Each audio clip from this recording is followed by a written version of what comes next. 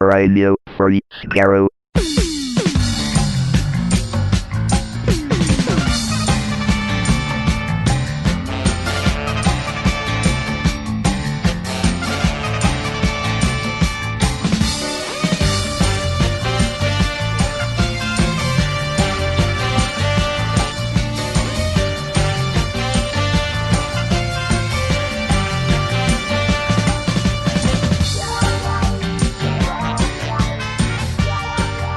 Hello, everyone. Welcome to Radio Free Skaro, episode number 747. 747, that's an aeroplane. Mm-hmm. I am Stephen in Edmonton.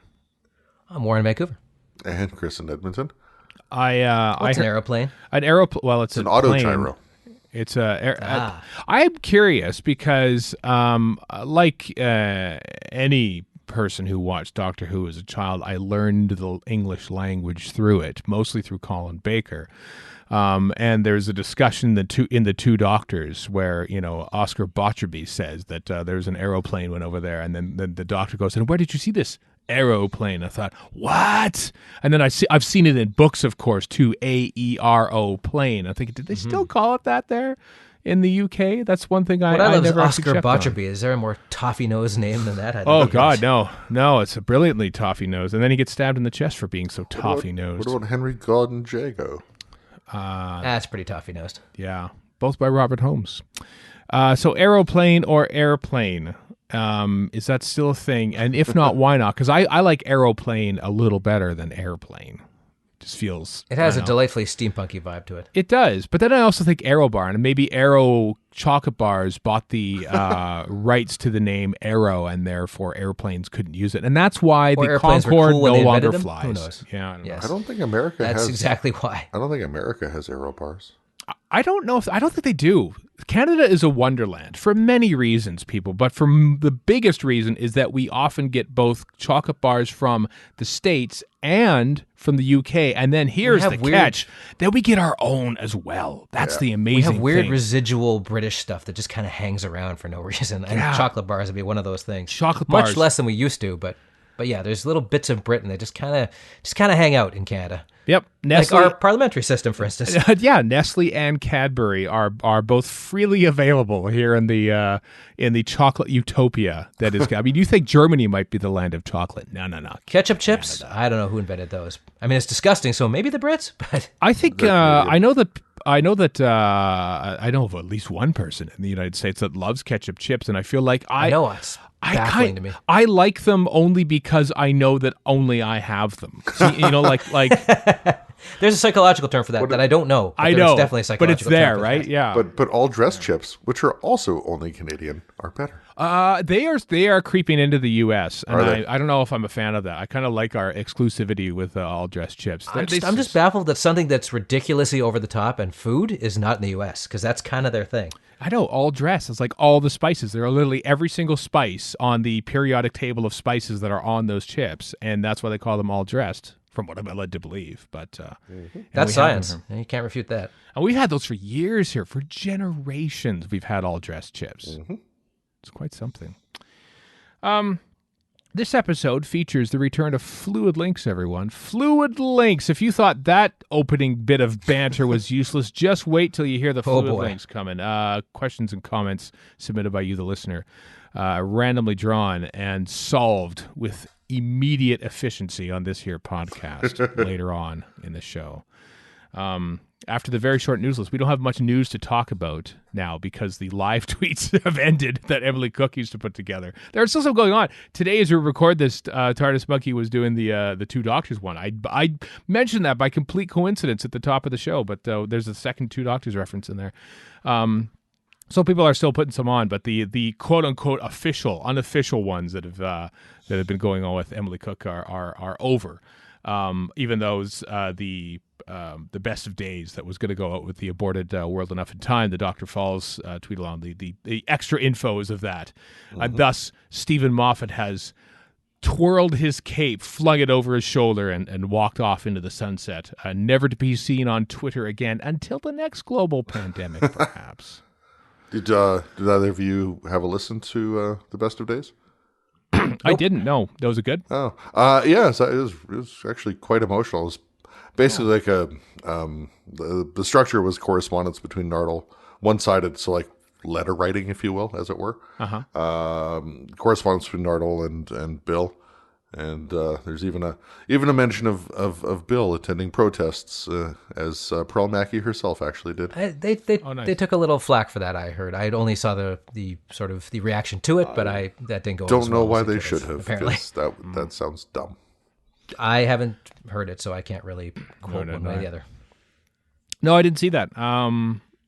So I have no comment to make about that. I do know that the Series 12 box set. It's a disc. It's 3 discs on a set is what the Series 12 set amounts to. But it came out and it arrived at my home for Doctor Who, and I quickly went through it just to see what's on it. I mean, the extras are minimal, as is the style these days. But there are 3 commentaries on it. There's commentaries on both parts of Spyfall and Nikola Tesla's Night of Terror, I believe, is the third one. And it's not like Chibnall, Whittaker, and Tosin Cole are on part 1 of Spyfall, and then Tosin yields to the actress who plays Ada Lovelace in part 2, and I think it's Mandip Gill and the Nina Metivier, whose name I'm mispronouncing because she says it on the commentary, who was on the Nikola Tesla episode. So at least there are some commentaries, and they sound like they're having fun, which is nice. I like it when people are having fun watching Doctor Who. So that arrived, and excuse me, it arrived on time. That's the big deal here, is that a Doctor Who Blu-ray / DVD release arrived when it was supposed to in this part of the world. Not delayed 3 months like Faceless ones. Not delayed like I think was August 4th always going to be the release date for Series 14? Nope, 14? it was supposed to be July. It was supposed to be July. So yeah. I liked your as you segue into the next news item. I liked your remark about how so season 14 is getting a reissue in the UK. Because the initial pressing sold out. I don't know why it has to be announced. Like, just do another pressing, put it in stores. But I like to remark how the UK gets it a second time before anybody else gets it. Twice. Except, it gets it twice before anybody else. Except Australia actually gets it before the second Australia. UK one. Oh, God, Australia. Come on. Yeah, they're still there. That's all I got. They're tucked away down there. You know what? We recently passed the anniversary. I keep forgetting to mark it. June the 4th is when the BBC, I think it's 1975, I think it was, when the BBC got a massive shipment back from Australia of film canisters. And it's like, yep, there you go. Handed it back for you to destroy. All those missing episodes came back from Australia. They could have just kept them. Instead, they just, we just assume that you've got them in safe hands. They're BBC, and so they weren't. They weren't. The long story short, they weren't, folks. Yeah, but it's also the country that elected Tony Abbott. So what do you want? That's true. Well, I think there's no country that can't. You can say that about any country. Yeah, it's a country that elected whoever, including Canada. So. Well, I mean, I'm blaming Australia for literally following the rules of the contract by sending back all those film canisters. Yeah, but the odd thing is that like so many episodes came back that day, June the 4th, 1976, I think. A lot of the orphan prints, the one-off episodes here and there that have arisen since then have pretty much probably been sourced to that return from Australia. So somebody at the BBC was basically randomly picking them out and go, this one looks good. Oh, I need a coaster at home for this. Oh, my table leg is a little short. Maybe I'll take the Underwater Minutes Part 3 and maybe put that under there and see how that fixes things. Where is Ian Levine? Let's burn something in front of it. Well, if we burn something in front of him, it would be bad for us too, because it would be a missing Doctor Who episode. I don't want to do that, Warren. Don't want to do it. But if it makes Ian Levine angry, kind of a fair trade-off. We're over that now. All you have to do is talk about his animation reel, and you're fine. That'll make him angry. So it's August 4th now for the season 14 Blu-ray here in this country. It sounds about right. Fingers crossed. It's less than 2 months if you want to look at it that way, but it's also August, which is like almost the end of summer. And since we aren't really having much of a summer anyway in Canada, thanks to the global pandemic, it just feels like a long way away. It's only going to be almost 30 degrees in Edmonton today. But well, when I say summer, as in like, sure, it's nice, but guess what? All your festivals are canceled. Yeah. So go outside, but don't do much. Is what I still have yet to crack the shrink wrap on my season 26, so I can't really speak. Appalling! Why don't you do that? I haven't gotten around to it yet. You haven't been at work for like ever, and now you're back at work. Now you have no time for it, and you've missed your chance. The window's closed. Yeah, it's gone. Basically. I mean, it's not like I haven't seen the episodes. I haven't seen all the bonus stuff. That's what I really look forward to. It's the bonus stuff. Yeah. Here's the thing, Stephen. He owns it. He can do whatever he wants. If he wants to use it as a coaster, which I hardly recommend, go for it. As you would for like the Underwater Menace Part 2, for instance. Yeah, why wouldn't you do that? Or missing episodes, for that matter. Film canisters used as coasters. Very much so. They're big. You can put plate. They're better for plates, to be honest. But yeah, that's true. Yeah, I do admit I haven't gone through all the, because Erica's working from home these days, as a lot of us are, and I don't like to put things on the television that would distract her from her work, and so I find that I'm not watching a lot of stuff during the daytime as I would like, and even when I have to watch for like homework for mini scopes or whatever, I found I have to tell like, oh, sorry, I gotta watch some Doctor Who today, some homework, and she'll put on headphones and stuff like that. But I don't want to have her do that all day. Otherwise, I would like watch everything on those box sets. But since Erica doesn't have quite the same vitriol towards the Sylvester McCoy era as Warren does, but it still does exist, I don't want to sort of believe Righteous Fury is the term you're looking for? Yeah, I guess. It's good stuff. The thing is, and this kind of, I mean, say what you will about the Sylvester McCoy era, but let me compare this to bands, long-running bands, for instance. So this is my greatest pet peeve, in that the earlier days of a band is much less documented because they don't know that they're going to become like the biggest band in the world or something, and therefore the recordings, there are very few recordings. There's very few good recordings. There's like occasional little shots here and there. Oh, there's this thing they did on a TV stint in like 1968 or something, and then by the time they get massive and big and huge, and technology is like, oh, we can just shoot every concert that they ever shot, they're terrible. They're old and terrible, and you don't want to watch them in brilliant HD. But now we have the technology and the availability that they can actually get a film crew in and shoot them. So your best performances are never recorded, but all your value added material and everything else that comes after that is for when the show is, or the band is not as good. And you could look at that at season 26 if you are indeed not a fan of it, because there's so much stuff that still exists because it was the tail end of the classic series. So like all like the original footage exists of like most of the episodes and all the work prints from Ghost Light. So you create this like massive version of Ghost Light from work prints that's like 88 minutes long for each episode and stuff, because you can do that.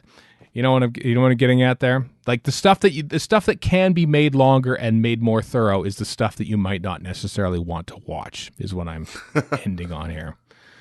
You're not going to convince me to watch any more McCoy. No, trying to do. I don't think I was trying to. I think I was probably just. I think I was probably empathizing with you there, Warren. I think you were justifying your lack of consuming the box set. I was a little bit. I mean, I also haven't watched all the 71 edits of the Trial of a Time Lord, which is like all the first cuts through, but before they chopped it down to time. So like they're like 29 and 30 minutes long, and I haven't watched those yet. What's wrong with me? Okay, so we're going back in time a little bit, but I don't know if I said it at the time, but for the trial box set, one thing I really liked, this kind of goes against the whole trial thing, was the so-called special edition of Vervoids, where all the trial scenes are cut out. Yeah. It actually has flow. Right. It is. That's right. That's good too. I did watch that one. Did I watch that one? Pretty sure I did. If you didn't, it's hard enjoyable. work on that. Yeah, Rob Ritchie did good work on that one. So I did. I think I started watching it, and then I stopped. Was that the global pandemic? Is that why I did that? I don't remember anymore. I like how you said that with such shock in your voice. I stopped watching this old Doctor Who. What's all like? It's not an episodic thing. It's like a one like movie thing. So there would be no natural stopping point to. I don't even remember if I completed watching that. I am a horrible fan, everyone. I'm terrible.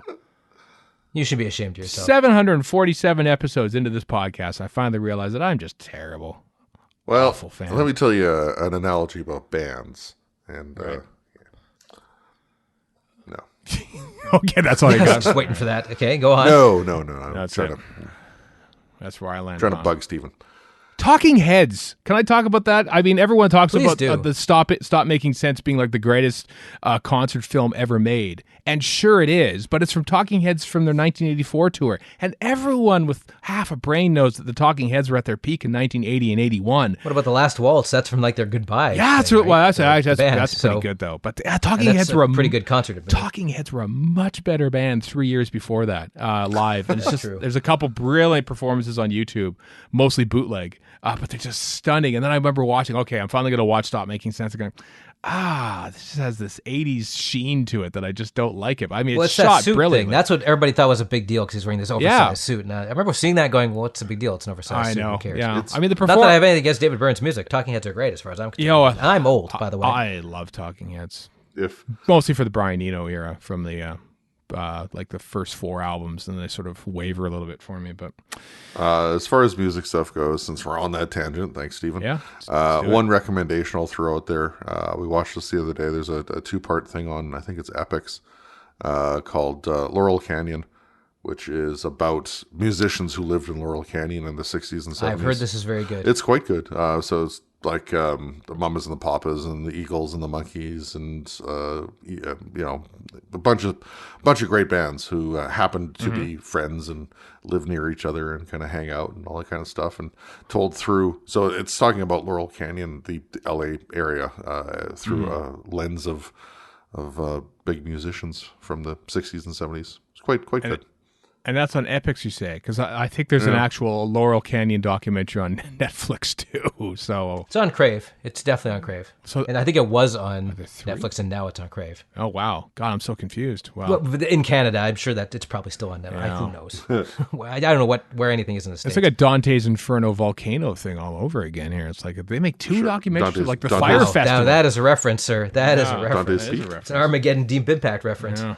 Do they still do that? Like, they don't still do that anymore because there's only superhero movies. Well, so they have to be different in that they're all the same. Well, there were 2 documentaries about the Fire Festival that came out like the same weekend. True. One of which was made by the people who marketed the Fire Festival. Yeah, which, slightly awkward, but... anyway, back to the news. Speaking of audio... Tenuous segue. Rory Williams is back. Arthur Darvill is back with Big Finish: The Lone Centurion. Basically, it's a series that takes place when Rory was a lone centurion guarding the Pandorica for 2 millennia. With 1,000 years. Like, I gotta give BF this. They sure do milk the interstitials better than anybody I know. That's kind of a neat thing.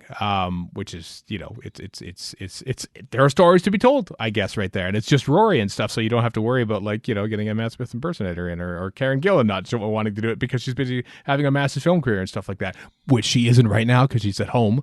But she will. What I love about going to conventions right now is just going to conventions is what I miss and love about going to conventions. But Arthur Darvill was at Chicago TARDIS this past November, and part of me thinks, I bet you this deal was hammered out when Arthur Darvill was at Chicago TARDIS with Jason Hank Ellery probably pulled him aside saying, listen, Arthur, since you're here, while I have your ear, how about you do some of these? And here's the result of that. So there you go. That comes out sometime May in the future. May 2021 and July 2022. That's next year. Yeah. That's what? That's a lot. That's a long time away. Wow. Yep. Well, all right. There you go. May 20th. So you got a year. Got a year to wait for that, but it's announced now, so it's out. That's perfect. Would you like to learn about Doctor? I think we all would like to learn about Doctor Who, and now you can. I don't know this company because I don't dabble in educational materials that much, but Twinkle and BBC Studios have combined their forces to bring educational Doctor Who resources to as educational materials for teachers and stuff like that. They basically look at a story, and there's a little thing, and you ask questions about it, and you learn about things that happen in Doctor Who. Now most of them are to do with historical events like Nikola Tesla's Night of Terror and Rosa and Demons of the Punjab and stuff, but there are also maybe you need to learn about commerce robots and Kerblam. Well, you can do that now. Or Spyfall Part 2, which is there because of the time period of World War II and stuff like that. So, yeah, you can learn about these in school, which we never did, and I'm kind of jealous, but I downloaded all these, and I'm going to learn about them on my own, in my own time, because they're free. They're free for the BBC Studios in Twinkle. So links in the show notes if you want to download these to perhaps teach your child who's stuck at home and not at school to learn about Doctor Who instead. And you get... which is more important than, say, social studies or math. Well, it is social studies where you're learning about Ada Lovelace and... Okay. Cherry picking social studies, sure. This is the stuff I wanted to learn about, but... All right. Is that it? Anything else you want to say before we get on to things? They threw the script for Blink on the BBC Writers' Room site, and I completely missed that on the news list, but it's out there now. So that's out there. Yeah, Blink and all of Series 12 and a whole, but yeah, they're throwing all the scripts there. So maybe someone could like redo Blink over Zoom as a thing, because they're making shows on. I haven't watched it yet, but I saw that like 2 or 3 episodes have come out already for that staged show with David Tennant and Michael Sheen. All 6 episodes are online, yeah. What? All they're done? They just dropped them all right away? Wow. Yeah, Oh, on whatever, BBC 1, 3, whatever it is. But yeah, they're out there. Oh, I didn't know that. Okay, they're like 15 minutes long, but that's the future of broadcast television. People recording stuff over Zoom. Great. A bunch of Zoom conferences we're already stuck in. That's the big takeaway from Staged, of course, being that apparently David Tennant has a TARDIS in his back garden, and people have like screen capped it, and it's all over the interwebs. It is. It's quite something. He can never leave Doctor Who, and Doctor Who will never leave him. I doubt he wants to, given he's such a huge mega fan of it. I suppose, but I mean, he's done, here's the thing. David Tennant has been done with Doctor Who for 10 years. Apart from Day of the Doctor, he hasn't made a Big Finish. But like, David Tennant is 3 Doctors ago. Think about that. Well, here's the thing. There are fans out there, Chip, who don't realize that. Right. And are happy to have him still be the Doctor. That's true. Does anyone remember the Halcyon days when part of fandom wanted Matt Smith to regenerate back into David Tennant? Oh, yeah. Good God. Yeah. That is enough. I have nothing against Tennant's Doctor. I quite like it. We just started watching in our rewatch of the new series. That's what we're on, is Tennant now. And it's fine. Oh, by the way, Jenny loves K9. She'd never seen K9 before. She's like, this guy's awesome. That's good news. We just got to school reunion. That makes me happy. All right. Well, that's it for the news, everyone. I'm looking forward to this. Everyone, it's time at long last to play Fluid Links. Do you know what this is? Fluid Link K57. Ah, yes, of course, the Fluid Link. What's a fluid link? No idea.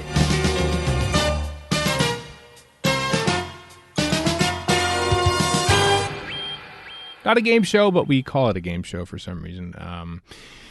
Fluid Links, as I said at the top of the show, questions submitted by you, the listener, and randomly drawn by us to talk about, deliberate, discuss, and decide in that order. And dismiss. And eventually just dismiss and move on to the next one. So here... Give up on. Here's the first Fluid Link. Okay, here it is. Diane Waller 16 on Twitter, so she's the 16th Diane Waller, asks, following last week's miniscope, that being on quote-unquote Stephen Thompson, which story has your favorite depiction of the interior of the TARDIS and why? By that, I mean more than just a discussion of control rooms and secondary control rooms. That was directed toward you, Warren. Best interior of the TARDIS. Depiction of the interior TARDIS. Which story has your favorite? So specific story based on... How can it not be the control room? That's 90% what you see in the TARDIS. Well, this is it. Like those few episodes where... Yeah, beyond. Well, then Invasion of Time, which everybody hates and I love. But do you? Really? Do you love the interior of the TARDIS in Invasion of Time? Like, that's the obvious go-to outside of Journey to the Center of the TARDIS. Oh, Castrovalva. Well, there's Castrovalva. Okay, Castrovalva is good. Like, I love all twiddling arounds inside the TARDIS. And I would say that Journey to the TARDIS and most of the new series is pretty disappointing, except for maybe the library that Clara wanders into. But having said that, yeah, I kind of always loved Invasion of Time's wandering through waterworks stuff. I'm like, why not have it there's be that? I know people hated it, but I was like, I always thought it was cool. There's a fair bit of other TARDIS stuff in seasons 18 and 19. Like, it's interesting to see the inside of the TARDIS and Tegan and Nissa's room, and at least in one thing, there's only one bed. It's not where I was going with this, but okay. But there is some exploration, or even like Attack of the Cybermen to a point. That's true. Goes in there a little bit, and stuff behind roundels and all that kind of thing. Yeah, there's Terminus. Terminus is, I'm just thinking of that era of the TARDIS. The Fifth Doctor is, pretty interior of the TARDIS heavy, and it is one of my favorite roundel eras. Yeah. So there's that. I don't know, it's a tough call between Invasion and Castrovalva, though. Edge of Destruction, which I don't otherwise like. Castrovalva. I love all the TARDIS stuff, and I don't care about anything else. Edge of Destruction, you see 2 rooms, which is still more than you'd seen before for a third story, the third story, or even like was it Space Museum with the food machine? Well, they had the food machine in the Daleks too, but that was sort of like in. Which was the bacon and eggs one? That was the Daleks. That was Daleks. And the glass of water yeah. was Space Museum. I'm gonna get controversial and say that though the TV movie console has grown on me since the TV movie, I still don't like how empty that control room, etc. is. It's just too big. It is vast, isn't it? It's like a loft apartment essentially. I think there could be a couple walls here, at least a room divider or two. I kind of agree with you on that. I do like, having watched some stuff for upcoming miniscopes and stuff, seeing the Capaldi era TARDIS. I know it's just the control room again, and we shouldn't be discussing that, but I just like the subtle addition of bookshelves into the Capaldi TARDIS that Matt Smith did. That's beautiful, and the desk at the bottom is great. Yeah, too. But let me tell you, or in one of them where there's books lining the steps going up to the bookshelves.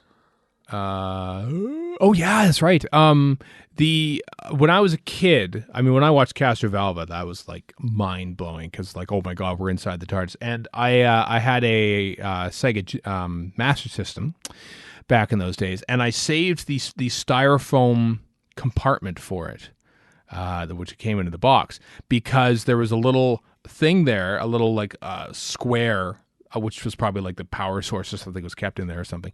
And it was roughly about the same size as, for Lego people, what a Doctor Who control room would be. So I actually cut open 2 doors on the styrofoam and had those open up. I made a little Lego console and sort of placed it there. And then all the rest of the styrofoam there was like the interior of the TARDIS based on what I saw on Castrovalva.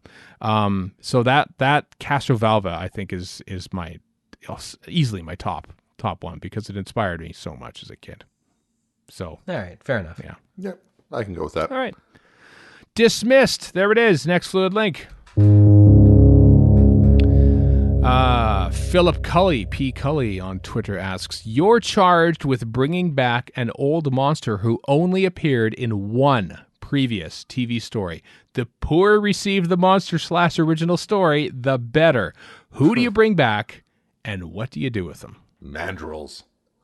Mandrills. I would love to see what the new series could do with Mandrills.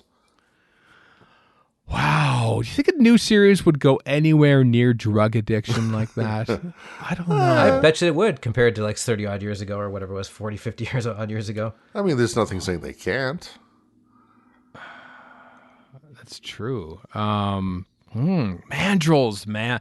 I have to ask. So are the mandrills? Are the well, they've already sort of done that a bit. Well, there's references God to complex. the Naimon and like God Complex, but I think because they already had sort of the Minotaur kind of thing. I think that's a tenuous one to dismiss.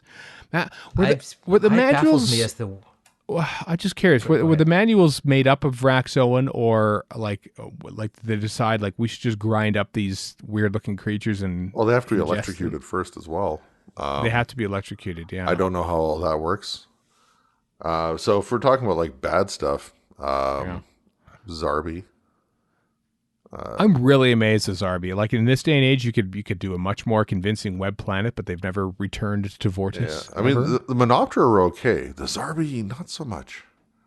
I've got a bunch, and it's all based on me looking at my Dolly collection. Go for it. So and these are just glance-offs. A Chumbly, just off in the corner somewhere doing his thing, just as a reference. The Gel Guards, but make them just disgusting CG masterpieces. So bring back Omega while you're at it. Yeah. But keep him in his original outfit, the Third Doctor outfit. Also, I would bring back the Vord, because they could be, if you've listened to the Andrew Smith audio stuff from Big Finish, they are complete and total bastards, and they'd be a great villain, I think.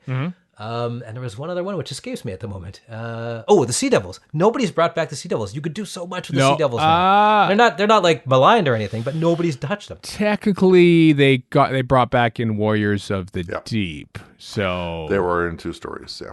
Yeah, we do have. Yeah, but they were never brought back into the new series. But we have strict parameters here. Warren. Who cares about your and your strict parameters? I'm saying if you want to bring back the new series, where the hell are the Sea Devils? I want to point something out that I just learned like this past weekend. I'd never noticed before, and now I cannot unsee it. But so there was a Twitter thread going on about like how big was the original prop for the Emperor Dalek in the Evil of the Daleks episode 7.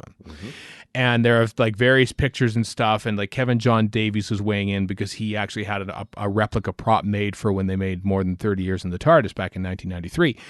And they were going, oh, it's this big and this big and this big and this big. And then somebody chimed in and noticed that at the very top of the Dalek head there, is the top of a Chumbly. The Chumbly is actually the head of the Emperor Dalek.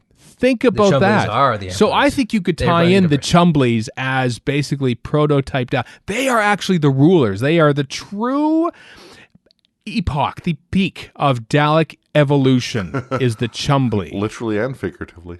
Yes, exactly. So I think you could bring in the Chumblies and tie it in so that they would canonically be linked to the fact that they use the top of a Chumbly head for the most powerful Dalek in the cosmos. But if the Chumbly head was used there, then that means they were in more than one story, which means they're automatically excluded. Just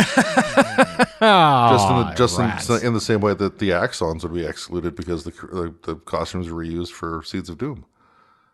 Oh, that is a very. So I'm gonna throw a flag on that play. Wow! So you can't even use the same prop anymore, even if it's repurposed. There you go. Yeah. Wow. Well, you can't have the mutants because the mutants showed up in the Brain of Morbius too. So mutant costume. These rules are dumb. That's all I'm saying.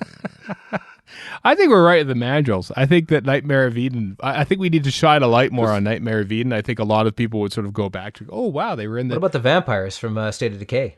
Or some race, or the whole race of vampires again in Vampires of Venice, even though they weren't vampires. But they weren't the State of Decay vampires. No, the vampire bit's been done. Maybe but also we had a Dracula in the Chase. What do you mean, maybe Errato? Not a chance. Oh, why not? You could do Errato much more convincingly now.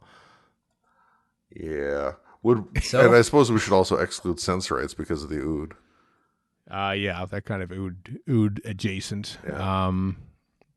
I like the mandrels, but then I just want to watch Nightmare of Eden again. That's why Nightmare of Eden's awesome.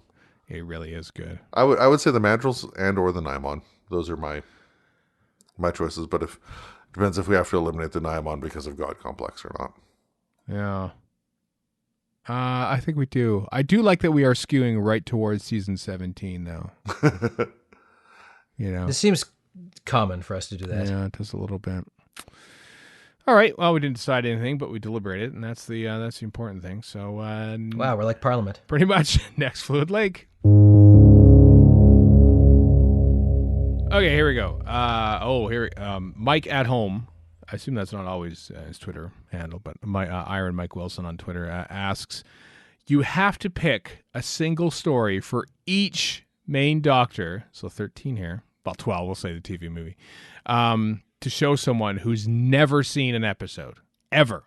Which 13 story, I guess we do have to pick 13, which 13 stories are you picking to win them over? One story per Doctor. Hey, you've never seen Doctor Who before? Let me send you 13 different stories to introduce each Doctor. Which one? I think this is going to be a much recycled list, but Time Meddler.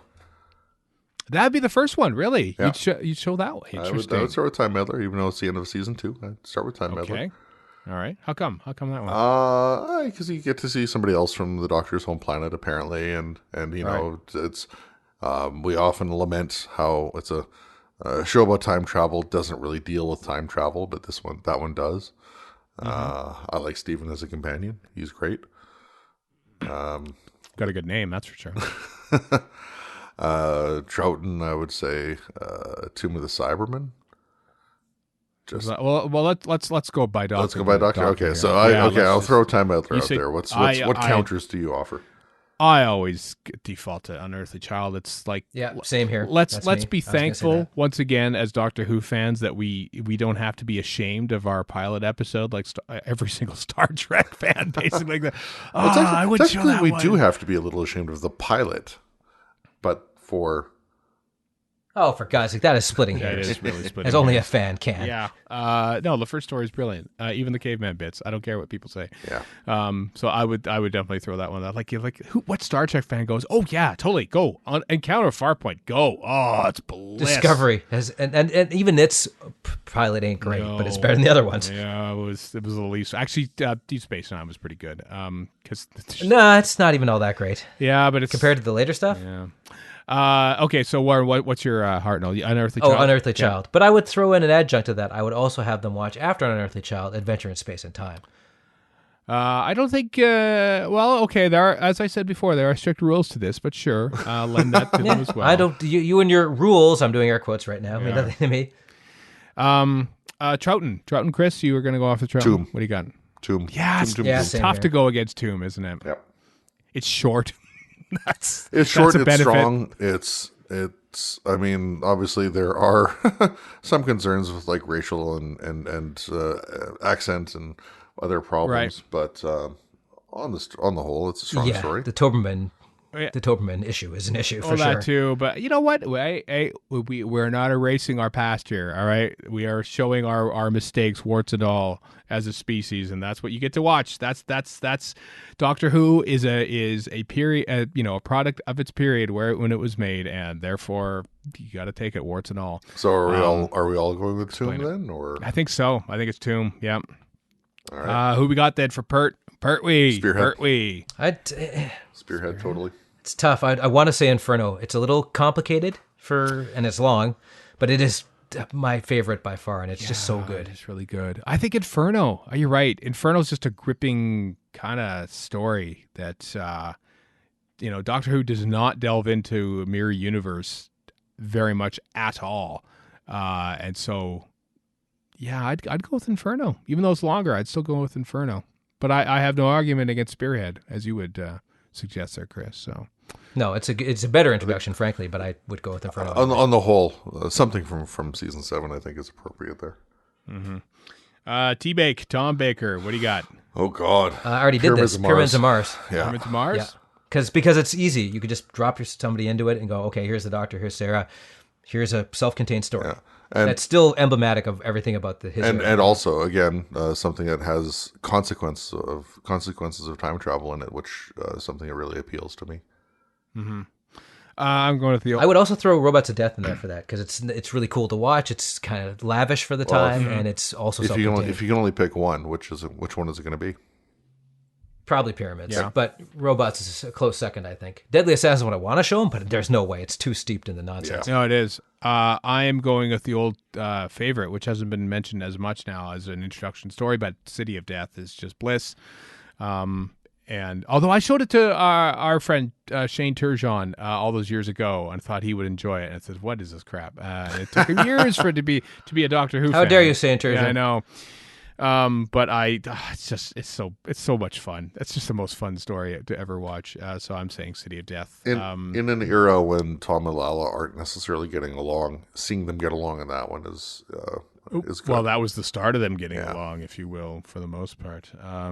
It's refreshing to see that side of things. It is nice, isn't it? Yeah. Peter Davison. Here we go. 5 Doctors.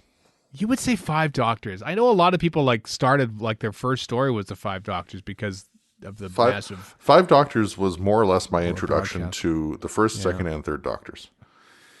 So I think it can work as far as something steeped in all the junk. Mm-hmm. I know it's got its old problems, but Fort of Doomsday is still so much fun. I know a lot of people hate it. They're Fort wrong. of Doomsday. Wow, off the board. Wow. It's just so much fun, and it's a great. It's a better intro, frankly, than Castrovalva is to that Doctor. Would you go with something like Earthshock, or what would you say, Stephen? Maybe, but if I'm going to do that, I could also go for Resurrection of the Daleks, which is equally steeped in continuity nonsense. And Violent as man. Hell. Oh, Earthshock is... And Violent as Hell, yeah. I know that's, this is what I love about Doctor Who, is that it can be many different stories, and I know a lot of people don't like the sort of the violent aspects, the action adventure film that Earthshock is, but I love that Doctor Who can just decide to do an action adventure film the week after they do a historical murder story set in the 1920s. With the That's what I love absolute about worst Doctor casting ever in it as well.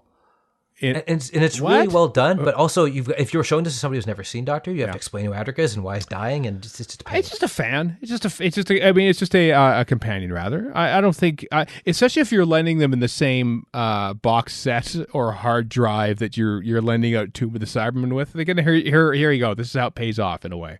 Tomb of the Cybermen, Earthshock. Yeah, Earthshock is so good. It's so good. I suppose. Yeah. I'm gonna have to go with Earthshock on this one. Wow, we all picked different ones there. That was intriguing. Most intriguing. Seabakes. Seabakes. I thought you said Seabase. I'm thinking, no, we're not sure. Sea The bass. Warriors of the Deep. Seabass. Colin Baker. Mark of the Ronnie for me. Mark of the Ronnie. I figured you'd say that. Yeah. Yeah. I kind of got to go with you on that one. It's a good intro one. Yeah. We haven't actually mentioned the Trial is a write-off, even though it's not. I don't derive. Well, we it, haven't but- even but had it's the 14 parts, master right? in this collection yet. Yeah. So Part of me wants to say Attack of the Cybermen just to continue the whole Cyberman thing, but that's a little Wow. that's quite steeped in things. we haven't had Daleks yet on any of these. Like no one's known what No. a Dalek looks like. Part of me Like, what wants to are say Daleks? part of me wants to say Revelation, but the Doctor's not even in the first half of the story, basically. No. That's true. Colin Baker's a tough one. I'm gonna go. Well, like I said, Trial is it's so steeped in its own continuity, which is fine if you know what's going on. But if you're showing somebody that, it's how do you explain all Yeah, that? but I don't know. I mean, part of me. I think my answer. Are we allowed to? Okay, are we dividing Trial into 4 stories or leaving it as 1? Oh, you know what? Let's divide it into 4. Okay, that's because I pretty want to say unwieldy. Mysterious Planet. I love Mysterious Planet. It is a lot of fun. So yeah, that's mine. I can't argue with that one. Colin Baker's so great in that. Yeah, too. I mean, if you could just cut it off there and just ignore the Trial stuff, and it's still a fun. Yeah, story. well, it's funny because, when I was a kid growing up, and I always seemed to sort of like turn on Doctor Who when the Key to Time season was on. I just assumed the whole show was about finding the key to time. And so so it doesn't matter that there's sort of this ongoing storyline to it. I mean, people these days would be like, oh, it's a serialized thing. Like all television is now. So yeah, why not? It shouldn't necessarily scare us away from picking it for someone to watch. Yeah. That's a good one. Mysterious Planet. And it's got a great model shot to kick off. They can look at this. Look at how awesome Doctor Who looked back in 1986. And then, nope, right to the overlit studio we got. 7th. Oh, so dear. that's not. I'm going to say Remembrance. I'm going to say Remembrance for that one. Remembrance and Fenric are the obvious go-tos. Yeah, and those are my go-tos Yeah. because they're obvious. Because, like I said, we haven't had Daleks in our set yet. Although, even though I don't like Delta and the Bannerman, it is self-contained. Well, they're all self-contained. to me. Well, And it's very much of the Seventh Doctor's ilk, if you wanna Remembrance show what that's all Remembrance is about. anything but self-contained.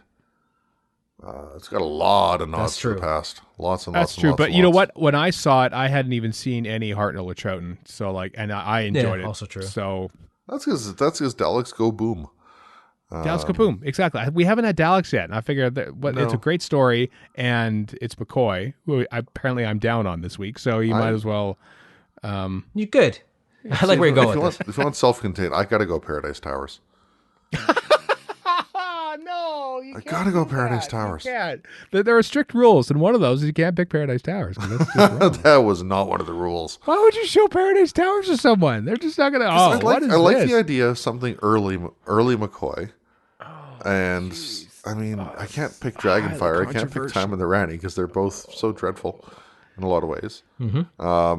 Delta, see, it'd have to be Paradise Towers or Delta, and I'm going to go with Paradise Towers because Much as it hurts me to say this, I see the logic of what you're saying. Who are you people? I don't understand this. I don't Paradise understand Towers what's going is a on. hell of a lot of fun. I'm sorry, I don't care about. I hate Paradise care about- Towers, but I understand what you're I going don't with care this. about the stuff about Richard Bryars and his quote unquote acting. But no, Paradise Towers is a lot of fun, and that's my choice. Gosh, I don't want to be your Doctor Who. Getting this. Wow. Luckily you don't have to. Not to mention, if you're showing somebody their first snippets of whatever Doctor, if they could make it through Paradise Towers, you've got a fan for life. I like how this has basically become CrossFit at this point. That is noisy and stupid and physically taxing. There you go. Man, so Warren argues in favor of Paradise Towers. In favor is a bit of a stretch. I yield to my colleague. How about he that? argued in favor of Delta. Here's where I'm thinking. I think Warren is just sort of like actually saying, I want more people to hate McCoy, so let's recommend the crap ones to him, so that other people he didn't will say hate time him with as their well. enemy. So. Well, listen. Finding a bad story in Warren's opinion is like shooting fish in a barrel when it comes to the McCoy year. So he can really big fish, like whales. Yeah. Wow, It's there. Let's get over it. So TV movie is obviously the only choice for me. Got to be the TV movie. Yeah, because Night of the Doctor makes no sense otherwise. Yeah, like, TV movie. I mean, you could show him 8 minutes. So you could do like much as Night of the Doctor is great. It's just it doesn't work unless you know the rest. So of the stuff. McGann's too, well, it's a given. Yeah, but TV movies actually are pretty good because it actually, I mean, of all things, I mean, it's almost intended to try and like appeal to a new audience that has never seen it. That's why they crammed so many references in the first 5 minutes. But why McGann's Doctor's only in not even 2/3 of it. Yeah. Well, and to be fair, if I knew more about Big Finish, there's probably a Big Finish stuff you could recommend that's better than the TV movie. Oh, tons and tons. Mm-hmm. But okay, Eccleston.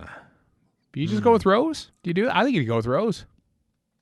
Once upon a time, I almost did a guess 2 Minute Time Lord to talk about why the TV movie was a better introduction to the show than Rose.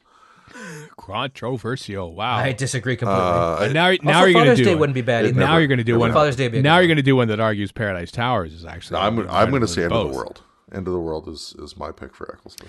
I'm noticing a theme here that Warren picked Four to Doomsday, and you picked Paradise and End of the World. And that second story. That's the first proper story with the Doctor without having to sort of, after you sorted out the introduction aspect of it. That's like the first kind of like, okay, we're settled in now. Let's go. Yeah. Kind of. Yeah. I see where you're going with Rose. And End of the World's a good pick, but I think Father's Day isn't a bad pick either. Cool. Really? Because it does introduce the time travel stuff, and it is kind of self-contained. Could you try again? Yeah. What the hell, Siri? Go ahead. Siri, no. I mean, all valid. Rose, because, I mean, it's the start of the show, start of the series. It just feels like a natural, but I could see all three. There's no Paradise Towers in that list, let's put it that way. When it comes to there is not. Well... End of the World? Mm-hmm. Or not End of the World, World War III? Yeah. Aliens in London, World War III, which I just recently watched. Still garbage. Boomtown, still pretty good. Yeah. It's all down to direction. Tennant. Blink. Yeah, much as I love Utopia, you do have to know it kind of. Oh, you got to know everything about that. Yeah, Blink is such a. But actually, New Earth isn't a bad one for that. Although you kind of have to know who Cassandra is. It's still a lot of fun, though. Yeah, that's the second story syndrome again. Yeah, it is. I think I know Blink was like a lot of people's like. Waters of Mars. Waters of Mars is, other than the stuff at the end, a really good, very good Tennant showcase. It's super strong. Yeah. Again, it's steeped in past stuff, but man, School Reunion is. I think, having just watched it with somebody who doesn't know, who saw a Sarah Jane Adventure because I showed her Pyramids of Mars, she liked it, but she liked it because Giles is in it from Buffy, which might be a good way to introduce people. Maybe, yeah. Tennant's a tough one. Like Tennant, like Tom Baker, there's just so much that you could say. Blink is so much fun. I haven't watched Blink in a long time. I'd like to see that again. I have an inclination that I have to go something with series 2. So I'm going to have to pick Impossible Planet Satan Pit. It's a good story. Yeah, it's good. I kind of want to throw Gridlock in there just because it's so much fun. I don't think it's fun. Well, you're wrong, and it has a nice intro to the Time Lords that's pretty gentle. It's a gentle sort of putting into the Time Lord stuff. Yeah. It'll plant the seed. Boy, this is a tough one. This is epic. This is an epic question here. Let's go Matt Smith. It's 11th hour. There's no question. 11th hour. Yeah. 11th hour. No. By the way, we skipped over the War Doctor because there's only one possible Well, answer. of course, yeah. 12. Okay, PCAP. Ooh. Listen. Heaven Sent. As your really? You know what? Heaven Sent's just so good that it doesn't really matter. That's their stuff. Like, it is self-contained until the end with the Time Lord stuff, which you can go with or not. But it is an answer. So, yeah, I think you could, like, other than that, it's all its own thing. I mean, there's like a recap at the very beginning of Heaven Sent to tell you, like, okay, so Clara died, and so this is what you need to know. I mean, there's, there could be like a brief discussion of like, okay, here's what happens now, and then there you go. That's all you need to know to watch this episode. Heaven Sent, wow, that's a heavy one. I mean, it is brilliant, but I always kind of hesitate at lending out brilliant episodes as someone's first. They go, oh, he didn't like that. That was the best, actually. So there's nothing better than the thing you just hated. My first instinct, listen, but I think I'm going to change my answer to Mummy on the Orient Express. That's not a bad one because it's. You said listen. I was going to go with listen too, actually. Yeah, listen was my first instinct, and I unabashedly adore it. I think it's basically perfection, but just to have a little more fun in there. Mummy on the Orient Express, because you got the awesome. Not Forest in the Night, Chris. Your favorite. You got the awesome Mummy. I'm not even going to answer that one. You got the awesome Mummy. You got the Doctor on top form. You got Jelly Babies. You got conflict with a companion, which can be good or bad. But Jenna Coleman's not in it all that much. She's filming Flatline. But Mummy. Yeah. Oxygen's not a bad one in that regard either. Interesting. If a lot of good you want stuff. to go all the way to Series 10, yeah. I'm gonna go listen. Just because I think it's a strong character piece and just a lot of interesting concepts in that one that someone might find interesting, and a much different pace than some of the frenetic modern Who that we've recommended here as part of this giant box set they're giving to an imaginary friend. On a somewhat related tangent, if I had a runner-up, it might be under the Before the Flood, Under the Lake. Really interesting. Yeah. Wow. Because I really like that one too. 13. Here we go. 13. Spyfall, parts 1 and 2. So much fun. I would say probably Rosa or Demons of the Punjab because they're both good historicals and they're both great episodes. They are good, but Demons of the Punjab. I don't know. Yeah, if I had to pick one over the other, I'd say Demons, but they're both great. I want to do Spyfall. I think that's such a all-out multinational adventure. It shows Doctor Who at a massive scale, which I think is worthy of showing that, hey, sometimes it's not just this weird studio-bound show where nothing ever happens. Spyfall is a great choice. Yeah, I love that. That's a great two-parter. Yeah, I think we're going with that. Well, there we go. Boy, that's a huge list. Hope you were writing all that down. I think we pretty much mentioned all of them in there. So, imaginary friend who's about to get this mixtape of Doctor Who stories in it. They're one-word answer. Nah. Yeah. Okay. Next, Fluid Link. Richard off of Something Who, the podcast I was on a few weeks ago. Richard 1J1 Smith on Twitter asks, on Something Who podcast, we pair stories from the original series and the new for discussion. Some people criticize for connections that are too obvious, like same monster, same location. What's the most random connection you can find between two stories, old and new? Oh, God. Most random. So, like, you could think of, like, the obvious is, like, an actor who was in both. Like, Jeffrey Palmer was in Voyage of the Damned and also, say, The Mutants back when. That's a random connection. You could say Logopolis in The End of Time, where a doctor falls at a long distance and one of them dies and regenerates and the other brushes himself off. That's a connection, most random. Boy, oh boy. Think of like shooting location, like Spyfall Part 2 and City of Death. Both. I'm not good at these kind of questions. I'm just going to say Kill the straight Moon out. and Planet of Fire. Because of shooting locations. Yeah, that's a thing.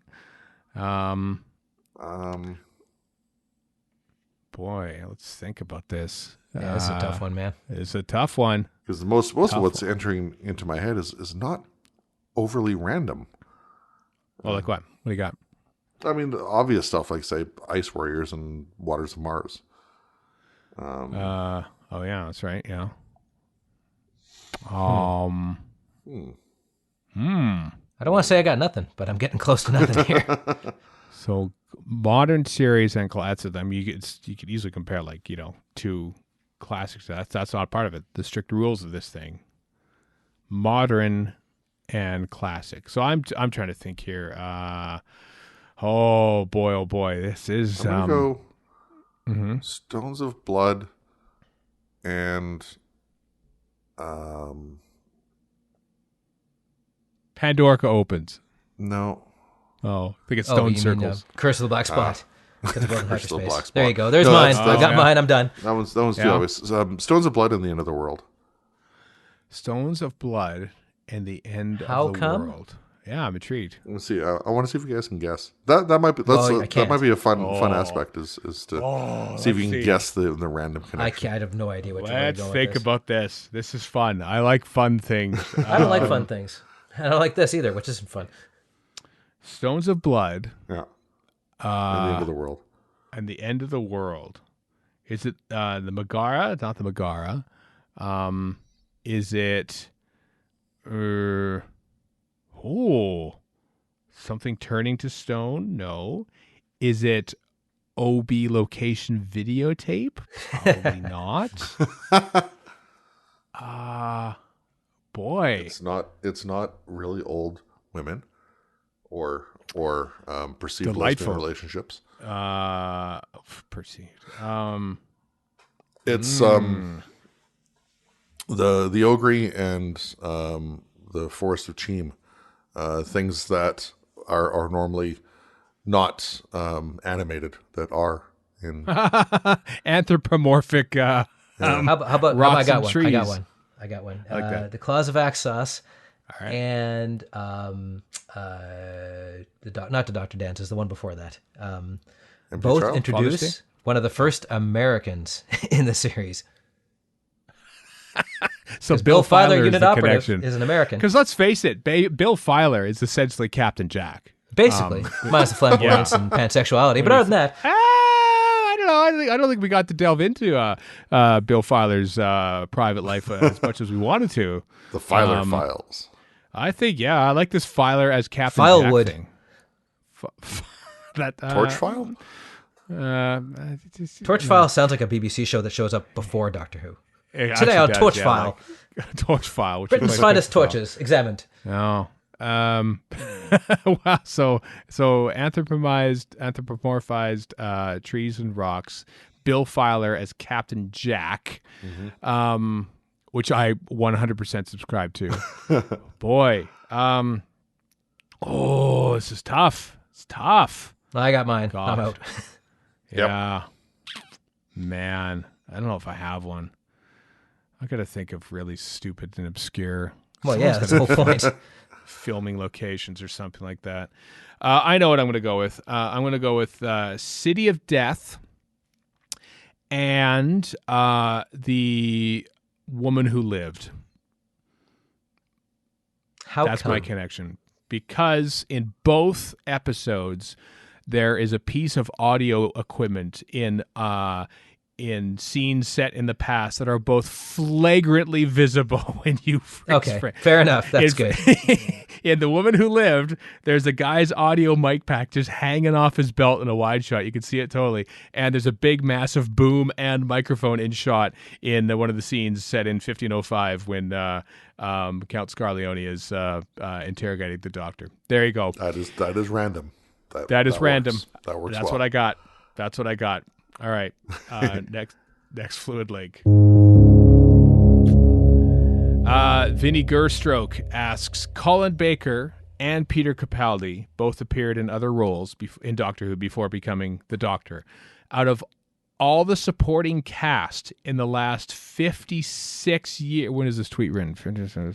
Last however many years the show's been on, who would make a good Doctor? Supporting cast who's been in Doctor Who, good Doctor. Ian McKellen. Yeah, that's a real stretch. Actually, would he make a good doctor, though? Like, he'd be a one-off John Hurt type doctor, maybe, but other than that. That's a good point. Philip Maddock, would he have been a good doctor, I wonder? I don't know if a doctor, per se. Oh. I think Ian Marter would have made a good doctor, to be honest with you. Really? Mm-hmm. Yeah. I could see that, sure. Like, you got to forget Harry Sullivan existed, but he would have made an okay doctor. And he appeared in Doctor Who before he played Harry Sullivan. That's true. If you want to keep going along with that. We already mentioned Stones of Blood. Henry Gordon Jago wouldn't make a bad olden times doctor. I think what's her name? Who played Vivian Faye would work. That's true too. I was thinking of Beatrix Lehman. Yeah, sure. I think she is a doctor. Let's face it, she's a dotty old doctor in that. I think I'd rather have Vivian Faye actress whose name I can't remember. Susan somebody. I mean, Mary Tam is a bit of a stretch since she's Vermont anyway, but she would make a good doctor. Yeah, because I'm thinking. Except she was main cast, not supporting cast. I suppose. Yeah, we're talking supporting cast. No, Bill Filer, unit operative. Come on. Bill Filer. Let's see. Let's think of all the female characters in the 1970s. Okay, so we got 8. You know who'd make a good Capaldi-esque doctor? What's his name? Right. Maurice Lytton guy. Oh, Maurice Colburn. He'd make a great cranky doctor. I love that guy. He would be a fantastic. Far too young. Yeah. What's her name? Who played Isabel in The Invasion? If you want a strong female. Isabella Walken. Oh, Sally Faulkner. Does this have to be classic, or can we do like new doctors too? 50s, anything. Supporting cast. Anywhere. Let's see then. Sally Sparrow. Has Patterson Joseph ever guest starred in Doctor Who? Because damn it, he was in Bad Wolf. He was in Bad Wolf. That's right. Okay, well in that case, yes, Patterson Joseph as the Doctor, because he was robbed, although he'd probably give it up himself. But anyway, he was robbed. That would never happen. Patterson Joseph would be good. I like that answer. Yeah, that's a good answer, actually. Patterson Joseph as Doctor Who. Well, let's pick one. If you want somebody who's in the new series who would portray a doctor like they would in the old series, Simon Callow, maybe. True. Simon Pegg would make a bad doctor, although like I'd have like 1 year kind of Eccleston thing for him. Yeah. Sorry, Simon Pegg is the definitive Scotty, so you can't have him in Doctor Who. It's true. You can't. How dare you? How dare you defame Canadian James Doohan's memory? Yeah, World War II veteran James Doohan. I have nothing against Simon Pegg, but I do have something against those movies. So. Let me think here. I'm just trying to think about all those middle-aged, red-haired guest stars in the John Nathan Turner What am I saying? era. Alan Cumming would make a great doctor. Mm-hmm. That seems an obvious one, right? That seems like almost cast, but still, he would. No, supporting cast. Yeah. Prototypical. Are you Stephen trying to think of somebody who's ginger because the Doctor has never been ginger?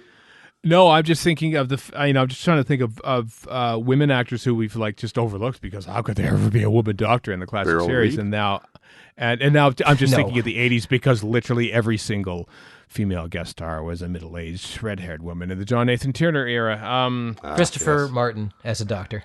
Christopher Martin. Who's Christopher Martin? He's the Sontaran and Young Ones guy. Christopher Ryan. Actually, Dan Starkey as a doctor, as an alternate dimension Tana doctor, just pops in out of nowhere. Starkey. Oscar Botchaby as a doctor. That would be ridiculous. Stephen Fry as a doctor. Technically, who could do it because he was supporting cast. He was in supporting cast. And Lenny Henry already was the doctor, kind of, so... Yeah, so that's kind of off the table. Because, take out spoof doctors. So, sorry, Richard E. Grant was both still one of the greatest cosplays of all time. Yes. I'm trying. I'm sticking with Beatrix Lehman from Stones. God, that was just... Her as a doctor would just be so dotty and batty, and I just think it would just be a ton of fun. With... basically, they would have their mind swapped or something where Vivian Faye is now her companion as well, and not some evil sorceress. I think that's a spin-off waiting to happen. So yeah, that would be an amazing doctor companion duo right there. That's my vote. All right. Solved sure. it. All right, let's do a couple more here. Next fluid link. All right, here we go. Angela J. Newton on Twitter asks, you can save one lost costume from the classic series. Which will you choose? Costume. I think I already said Omega's Third Doctor costume. That's the one you would save? Wow. The Sparkle Pony special. Sparkle Pony special. I would take William Hartnell's Reign of Terror outfit. Ooh, with the hat. Yeah. Yeah. Because it's so over the top. Well, he's in disguise about like as the adjudicator or something, isn't he? I can't remember what it is, but whatever the role is, yeah. Yeah. I am, of course, going big in disco in 1970s and June Hudson, and I am 100% saving Skagro's costume from Shada with the big, massive boots and the cape and the silver hat. That's pretty great. I have to agree. The bomb. I think that. on a related note, Julian Glover's white suit from City of Death would also be on the same level. I like how flamboyance is the baseline on this thing. Oh yes. Well, what's the point? Like let's take like the black outfit from some show where they're the technics from you wore. There you go. There's people who had to shave their head and they were bald. And they wore just like solid black suits in the Daleks Master Plan, and that would be like, no, that's boring. Robomen. Where are my Robomen outfits? Where's the Robomen headgear? outfits? The one that Christopher Neame wears in Shada is just like, yes. Skagra's a hell of a good choice. Yeah. Also because they threw it out. Skeleton Doctor's cloak and sash of Rassilon. Skeleton Master, you mean? Yeah. Yeah, sorry, Skeleton Master. Or is he the Doctor? Probably not. Okay, you want to wear that? Well, I'm just thinking of like things. I never said I wanted to wear it. I just want them preserved. Oh. How about? I'd want to wear it. I'd wear that outfit. How about those heels? No one mentions the heels on those things. Those are massive heels. How about the Master's Khalid outfit? That. God. Oh. Nobody wants to sell. Yeah, like why do we keep Mr. Sin while we're at it? No, thank you. I feel that's troubling. I feel like we're just gonna leave that to the side. And although Magnus Grill's outfit's pretty great, I gotta say. Yeah, it's a nice robe actually. Actually, even the house coat that Scaroth wears, Countless Julian Glover in City of Death, is a nice house. Everything he wears in that, it's very James Bond villain-esque. Which is pretty nice. I just love, just as a side note, how art did not imitate life, or life did not imitate art when we interviewed him, and he just seemed to be the nicest guy ever and not a snooty upperclassman as we assumed he would be, based on all his performances. Down to earth. Yeah, it's ridiculous, isn't it? Everything goes back to season 17. Monsters are the best in season 17, and costumes are the best. 1979. What a year. What a year. For everything. So I'm choosing that. All right. Let's do one more. One more. Fluid Link. Okay. Ged or Jed Sweeney? It's with a G. Oh, it's a GIF thing now. Crap. Oh, God. Not that. Please don't open that. GIF, no, Sweeney Ged. Listen, I pronounce it GIF because everyone says, well, the creator says that it should be pronounced GIF, but then I always counter with, well, the creator of Star Wars wants you to believe that Greedo shot first, and I'm not having that said either, McClunky, so no. Yeah. The G stands for graphics, hard G. So exactly. Who cares? I'll call it GIF if I want to. You know what it is.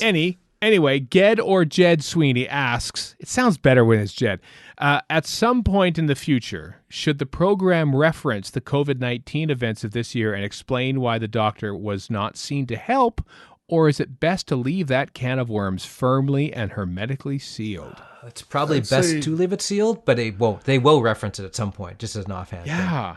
But not for a little while, because we'll be sick and tired of hearing about it by the time it's done.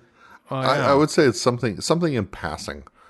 Like, the doctor is rambling about 15 different periods in Earth history or something, and that's just one of a laundry list. Yeah, it didn't solve the Black Plague either, which is a way they could just dismiss it out of hand, right? Yeah. It's like, well, I didn't solve the Black Plague either. Or the Spanish Sometimes you got to work through this stuff. Yeah. I mean, the visitation has the plague happening during it, so. Well, it's it'll be interesting because the Christmas special was it's funny that so many news sites reported something that Mandip Gill said offhand. Oh yeah, well, we shot it, and everyone knew they shot the Christmas special right after they shot Series 12. It's been in the can for months, and yet it somehow made news, perhaps because there's no other Doctor Who news to be made right now. But it'll be interesting when that comes out at Christmas time, where we will be as a planet at that point, given that that was shot before any notion of the pandemic. What they might have to cut out of it, like some offhand line or something. Oh, I don't think that it'll just seem so weird that like it'll be airing. Like Doctor Who is sort of like not necessarily remain current, but it's it's of its time, and it won't mention anything of this. And like there'll be a huge, massive layoff in between episodes, but it won't be because of the pandemic. And so like the average viewing public wouldn't know that necessarily that that was shot beforehand. So it'll feel like this weird sort of like timepiece, like, oh, this was shot before the pandemic started. And so like, they just go on. They just carry on doing things as if there's no pandemic. I think there has to be some mention of it. But as you say, I think it's going to be like a throwaway thing. I mean, we'll see what happens. I hate to break it to you, but the U.S. seems to be carrying on like there's no pandemic too. So maybe we won't notice. And maybe parts of the UK too. Who knows? I think there has to be some mention, but we don't know what is in store for the Time Team in Series 13 anyway. If there will be casting changes, because 2 years is a long time for a companion, for instance. I'm just merely speculating at this. I know there are rumors out there. Like this, it'll be intriguing. The first post-pandemic Doctor Who series is actually pre-pandemic. It's I'm very intrigued to see where they go. Like you said, I don't think people will be that eager to eat up, hey, let's watch drama set in this time, even though they're slated to begin shooting in September. And I know that like for instance in BC, where they shoot a lot of American TV shows, they're starting to open up with TV production again, and parts of Europe as well. It'll be interesting to see how those actually are different in the way they produce things on and off camera, and how that will affect Doctor Who. I think it was in Variety. I read a thing about they're like, well, while we're writing this stuff, whatever that might be, some TV drama, okay, we got a big crowd scene on a train. Well, guess what? That's a cargo train now. It's like if you want to show a baby on screen, you really can't. Like you've got to figure out a way around that now. Or a child for that matter, because there's strict rules about kids on screen anyway. But now having them close and it's difficult. Yeah. I think we will see the the reaction to it just based on the kind of stories that will be told and will be able to be filmed when it comes time to film them again, with perhaps a nod. But as to why the Doctor wasn't there to help, I mean, as I think we've mentioned earlier here, the Doctor wasn't there to stop the Black Plague or the Spanish flu or anything like that. So it's I think there'll be a nod. And if Doctor Who does what it does best, it'll be just a very quick little nod. And hopefully a witty one.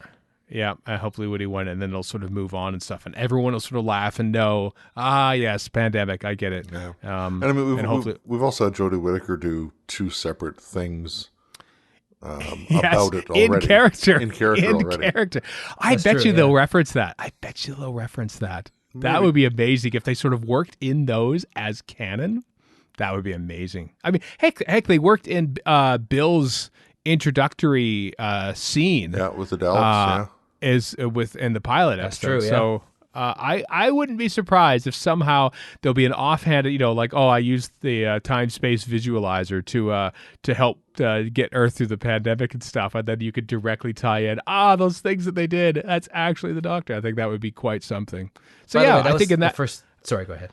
I think in that regard, I bet you they will actually reference that, and that would be quite heartwarming, actually. So yeah. I was just going to say, to reference several questions back, the random thing would have been the Movellans, except they brought them back. So yeah, that's true. That would have been the number one contender. Yeah. Well, I look forward to when Doctor Who gets back to production, and when we can look as derisively at the pandemic as we are right now, thinking, those are days that I don't want to mention again because it's over, and we can roll our eyes at references to them in TV shows, be it large or small. So there you go. That is the last Fluid Link. We thank you once again for playing Fluid Links.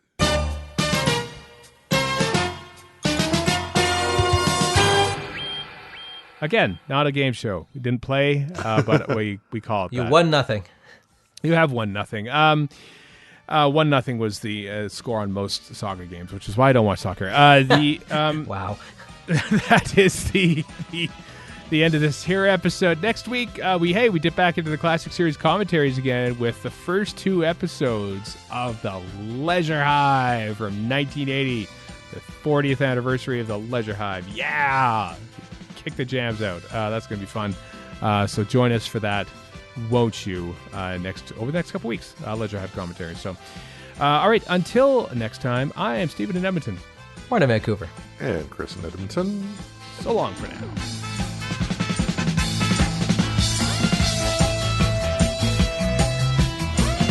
You've been listening to Radio Free Skaro. Find us online at radiofreeskaro.com, follow us on Twitter and Tumblr at Radio Free Skaro, subscribe to us on iTunes, and donate to the show at patreon.com/Radio Free Skaro. Thank you.